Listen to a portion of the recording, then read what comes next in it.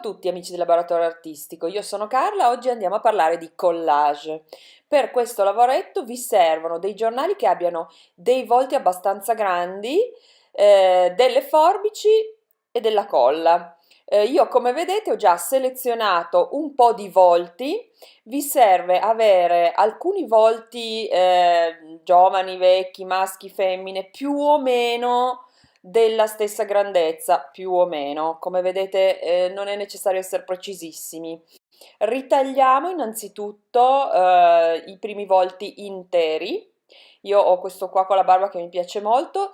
Ritaglio due volti interi, quindi prendo questo e ne prendo anche uno femminile e poi ritaglio dei particolari per provare a vedere che effetto fa cambiare le fattezze di questi personaggi aggiungendo un occhio diverso, una bocca diversa, divertendomi anche magari prima di incollare a provare a mettere un occhio di un tipo, un occhio dell'altro, girarli al contrario, girare al contrario la bocca. Insomma, facciamo un bel lavoro divertente anche di composizione prima di incollare e di definire la nostra opera. Ecco, io ho trovato questo volto femminile anche che si vede bene, quindi voglio giocarci un po', come vedete è molto divertente.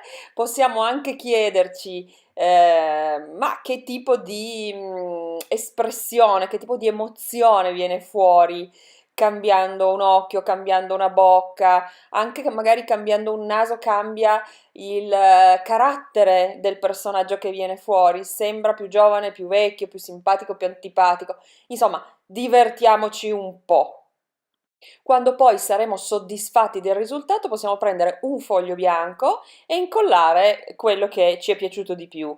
Volendo, possiamo anche incollare due personaggi e far venire fuori un simpatico fumetto. Insomma, fate volare la fantasia. Quando poi siamo nell'ultima fase del lavoretto, possiamo rifilare bene, aggiustare bene con le forbici e posizionare al meglio tutti i nostri elementi.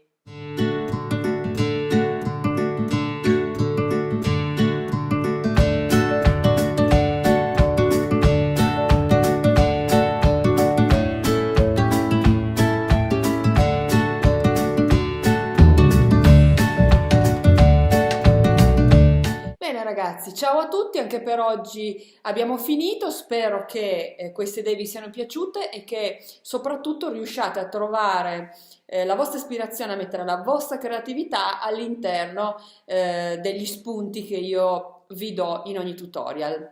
Ciao a tutti, buona arte a tutti e alla prossima. Ciao da Carla.